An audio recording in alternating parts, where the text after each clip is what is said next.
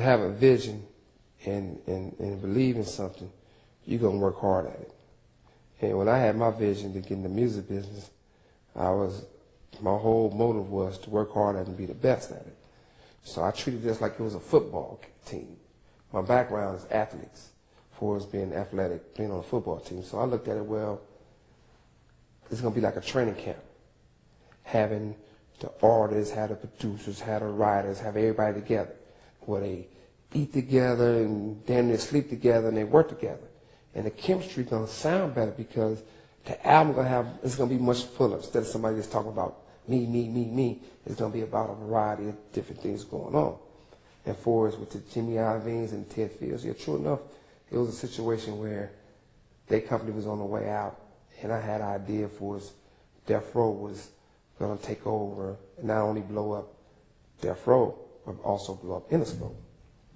And I just fell in that factor of the oldest game in the world. For us that I'm not a racist, and I don't look at it like that because where I grew up in Compton, we didn't have time for racism. You know, everybody was just middle class or poor.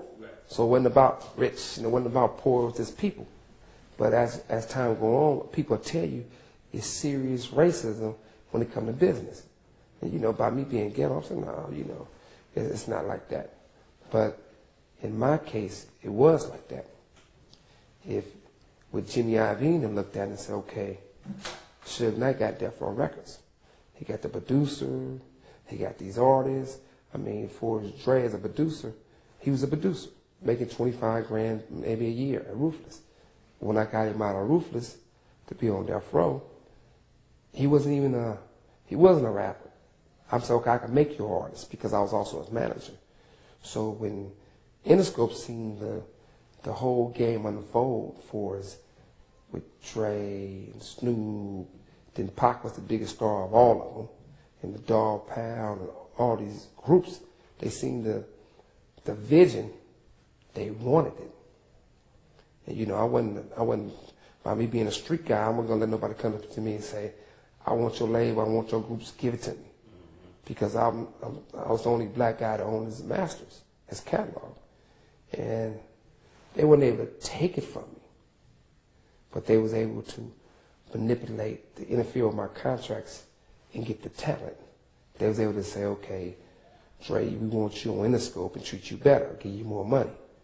That would have been fine, but what they would do is they would give an artist money, but they would still charge it back to me. And I think one of the situations is that they was able to pull their scheme and their ideas off by me being in prison.